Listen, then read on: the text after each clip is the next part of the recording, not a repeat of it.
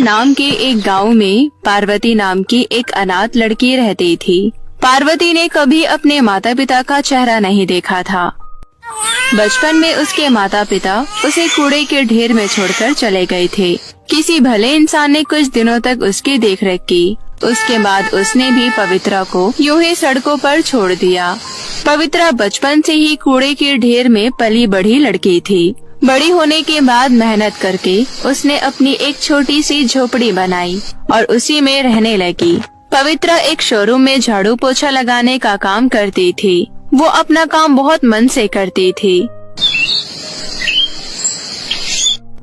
एक दिन शोरूम की मालकिन ने पवित्रा से कहा, पवित्रा, तुम जब से आई हो पूरा शोरूम हमेशा चमकता रहता है। तुम अपना काम बहुत अच्छे से करती हो। तुम एक काम करो, अब से तुम झाड़ू पोछा लगाने का काम छोड़ दो और यहीं पर डिलीवरी गर्ल की नौकरी कर लो। उसमें तुम्हें ज्यादा तनख्वाह मिलेगी।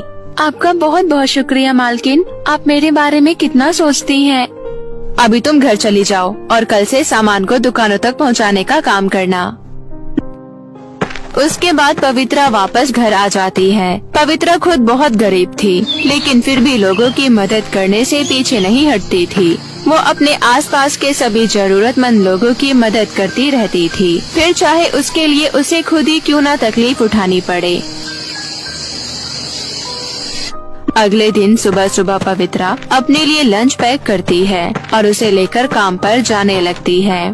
पवित्रा काम पर जा रही थी, तभी उसे रास्ते में एक बूढ़ी अम्मा दिखती है। पवित्रा उस बूढ़ी अम्मा की हमेशा मदद किया करती थी। उन्हें कुछ न कुछ खाने के लिए देती रहती थी। आज भी वो बूढ़ी अम्मा बहुत भूखी थी।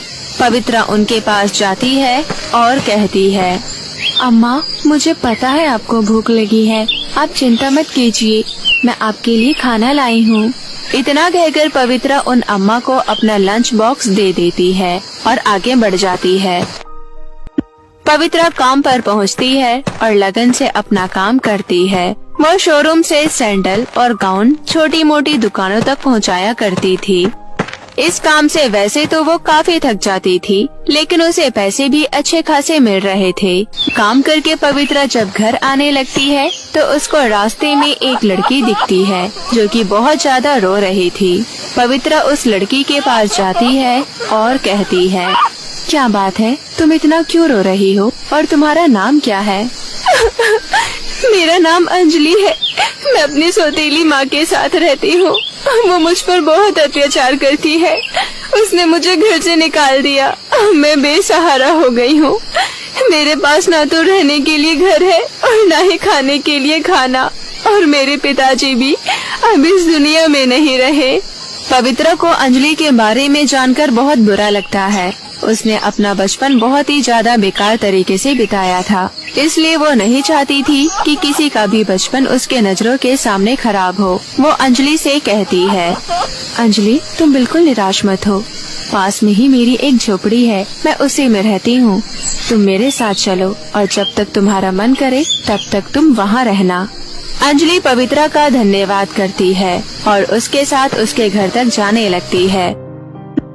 घर पहुंचने के बाद पवित्रा अंजलि को खाने के लिए खाना देती है। पेट भर खाना खाने के बाद अंजलि कहती है, आपका बहुत बहुत शुक्रिया दीदी, आपने मेरी मदद की। मुझे बहुत जोर की नींद आ रही है, क्या मैं सो जाऊं? अरे हाँ हाँ, इसमें भी भला कोई पूछने की बात है। तुम खाट पर सो जाओ, मैं जमीन पर सो जाऊंगी। पवित्रा अंजलि को खाट पर सुला देती है और खुद जमीन पर सो जाती है। पवित्रा पवित्र मन से अंजलि की सेवा कर रही थी, लेकिन अंजलि एक बहुत ही चतुर और चालाक लड़की थी। पवित्रा रात को सो जाती है, लेकिन अंजलि को नींद नहीं आती। वो मन ही मन सोचती है, ये कितनी बेवकूफ लड़की है। इसे मैंने जो कहा इसने मान लिया। इसने मेरे बारे में कुछ जानने की कोशिश भी नहीं की। इसे क्या पता मैं एक बड़ी दुकान से चोरी करके भागी हूँ और इसने मुझे अपने घर में छुपने की जगह दी है। मेरा क्या है, कुछ दिन तक यहाँ रहूंगी और इस गरीब के घर में जो भी कुछ मिलेगा इसे भी चुरा कर भाग जाऊंगी। कौन सा मेरा इस दुनिया में कोई है। ये सब सोचकर अंजलि सो जाती है। अगले दिन पवित्रा काम पर चली जाती है और इधर अंजलि पवित्रा के पूरे घर की छानबीन करने लगती है, लेकिन उसे पवित्रा के घर में कुछ नहीं मिलता। ओहो, मैं भी कितनी गरीब लड़की के घर में आ गई हूँ। इसके घर में तो खुद ही कुछ नहीं है। दूसरी तरफ पवित्रा अपना सामान दुकानों में डिलीवर कर रही थी। जब पवित्रा अपना सारा काम खत्म कर लेती है तो मालकिन पवित्रा के पास आती है और कहती है, पवित्रा, कल सुबह 6 बजे एक दुकान में डिलीवरी करने देनी है और तुम्हें पता है हमारा शोरूम 10 बजे खुलता है और मैं उस डिलीवरी को रोक भी नहीं सकती क्योंकि वो एक बहुत बड़ी डिलीवरी है। तुम एक काम करो, तुम ये 5 गाउन और 5 सैंडल अपने घर ले जाओ और कल सुबह 6 बजे उस दुकान पर पहुंचा देना। लेकिन पवित्रा, इन गाउन और सैंडल का बहुत ध्यान रखना क्योंकि इतने से सामान की कीमत पूरे 5 लाख रुपए से भी ज्यादा है। आप बेफिक्र रहिए मैडम, मैं इन सभी गाउन और सैंडल को बहुत संभाल कर रखूंगी और कल सुबह इन्हें डिलीवर कर दूंगी। इतना कहकर पवित्रा वो सारे गाउन और सैंडल लेकर घर आ जाती है।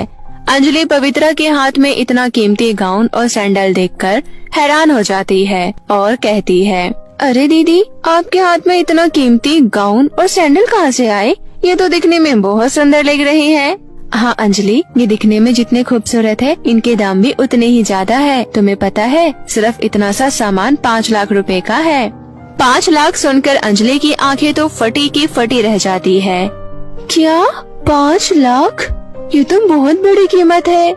हाँ, मुझे इन सामानों को कल सुबह 6 बजे दुकान पर डिलीवर करना है।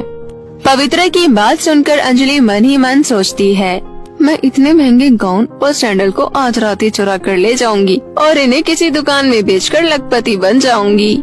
ऐसा सोचकर अंजलि पवित्रा से कहती है, दीदी बहुत भूख लगी है और नींद भी आ रही है, कुछ खाने को दे दो ना, फिर मुझे सोना है। हाँ अंजलि, क्यों नहीं। पवित्रा अंजलि को खाने के लिए खाना देती है और खुद भी खा लेती है। खाना खाकर दोनों सो जाते हैं। आधी रात को जब पवित्रा गहरी नींद में सो रही थी तब अंजलि उठती है और चुपके से वो सभी गाउन और सैंडल चुराकर वहाँ से भाग जाती है। सुबह 5 बजे जब पवित्रा की आँख खुलती है तो वो देखती है अंजलि खाट पर नहीं है। अरे, ये अंजलि इतनी सुबह सुबह कहाँ चली गई? शायद बाहर टहलने गई होगी। मैं फटाफट तैयार होकर गाउन और सैंडल डिलीवर कर आती हूँ। ऐसा सोचने के बाद पवित्रा की नजर वहाँ जाती है जहाँ उसने गाउन रखा था, लेकिन वहाँ पर तो कुछ भी नहीं था। पवित्रा पूरे घर में ढूंढती है लेकिन उसे गाउन और सैंडल कहीं नहीं दिखता। उसे समझते देर नहीं लगती कि उसके गाउन और सैंडल चोरी हो गए हैं और उन्हें चुराने वाला कोई और नहीं बल्कि अंजलि है। पवित्रा खुद से ही कहती है, मुझे अंजलि से ये बिल्कुल उम्मीद नहीं थी। उसने जिस थाली में खाया उसे मैं छेद किया। भलाई का तो जमाना ही नहीं है। मैं हमेशा लोगों की मदद करती हूँ लेकिन फिर भी मेरे साथ ही ना जाने क्यों ऐसा होता है। अब मैं क्या करूँगी? इतनी महंगी रकम कैसे चुकाऊंगी? अब मुझे मालकिन को 5 लाख मुआवजा भी देना पड़ेगा और वो मुझे नौकरी से भी निकाल देगी। अब मैं क्या करूँ? ऐसा कहते हुए पवित्रा अपने घर के बाहर सर पकड़कर बैठ जाती है। तभी वहाँ पर आसमान से एक परी आती है और कहती है, क्या बात है पवित्रा, तुम उदास क्यों बैठी हो? आप कौन है? माफ कीजिए, मैंने आपको पहचाना नहीं। मैं परी लोग की रानी परी हूँ। तुम हमेशा लोगों की मदद करती हो। मैंने देखा आज तुम्हें मदद की जरूरत है, इसलिए मैं यहाँ तुम्हारी मदद करने आई हूँ। बताओ क्या परेशानी है? पवित्रा परी को सारी बात बताती है। सारी बात जानकर परी कहती है, ये तो तुम्हारे साथ बहुत बुरा हुआ। तुम चिंता मत करो और मेरे साथ चलो। परी पवित्रा को अपने साथ बादलों में ले जाती है और कहती है, देखो यहाँ पर एक जादुई गाउन का घर है और एक जादुई सैंडल का घर है। इन दोनों में से एक घर तुम्हारी मदद करेगा। मैंने तुम्हें रास्ता दिखा दिया है, अब आगे का कार्य तुम्हें खुद करना होगा। इतना कहकर परी वहाँ से गायब हो जाती है। एक जादुई गाउन और एक जादुई सैंडल का घर दिखता है। पवित्रा के वहाँ पहुँचते ही जादुई गाउन का घर कहती है, सुनो पवित्रा, मेरे घर के अंदर बहुत सारी धन दौलत है। इतने सारे धन दौलत से तुम रातों रात करोड़पति बन जाओगी। तभी जादुई सैंडल के घर में से आवाज आती है, पवित्रा, मेरे घर के अंदर कोई धन दौलत नहीं है, लेकिन 5 कीमती गाउन और 5 कीमती सैंडल है। तुम इन्हें लेकर दुकान पर डिलीवर कर सकती हो और अपना जीवन साधारण तरीके से व्यतीत कर सकती हो। पवित्रा का ये फैसला सुनने के बाद जादुई गाउन का घर वहाँ से गायब हो जाती है। फिर पवित्रा जादुई सैंडल के घर में जाती है और कीमती गाउन और सैंडल को